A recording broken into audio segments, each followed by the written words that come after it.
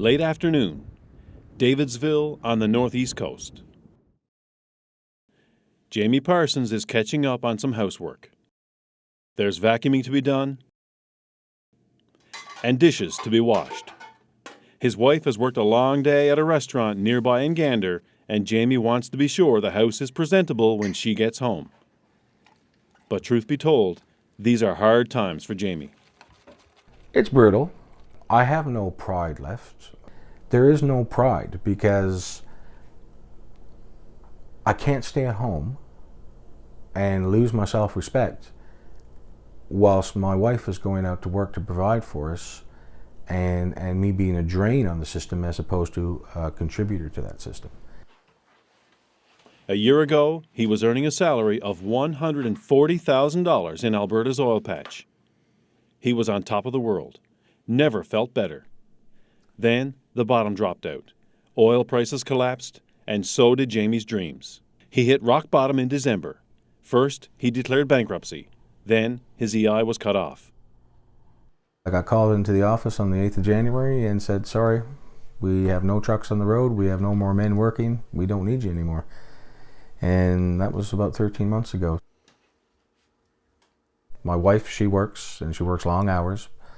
The wage isn't high, but she covers the food and most of the bills, and I struggle to look her in the eye some days because I'm a fellow who has to pull his weight, and I'm a little bigger than some fellas, so I tend to feel I have to pull a little more weight, and right now I can't do that.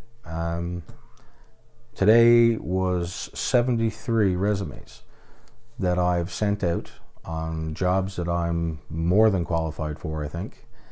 Maybe the 73rd will be the lucky one, I'm hoping. Toby, come see Dad. Come on. Jamie now spends more time with his pets. But the fact he has more time on his hands only adds to his depression. Financially, I was bust. There's nothing more to sell. Declaring bankruptcy just about broke me.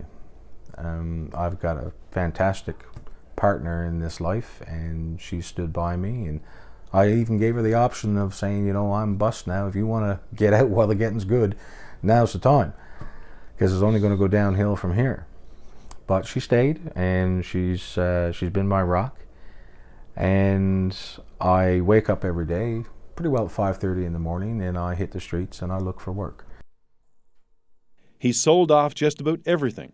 Many of Jamie's dreams have gone down the drain. Now he's willing to do just about anything to stay afloat. I'd much rather be exhausted at the end of a day from a good, hard day's work, where I've got sweat on my brow and an ache in my back, than to worry about what might be. Terry Roberts, CBC News, St. John's.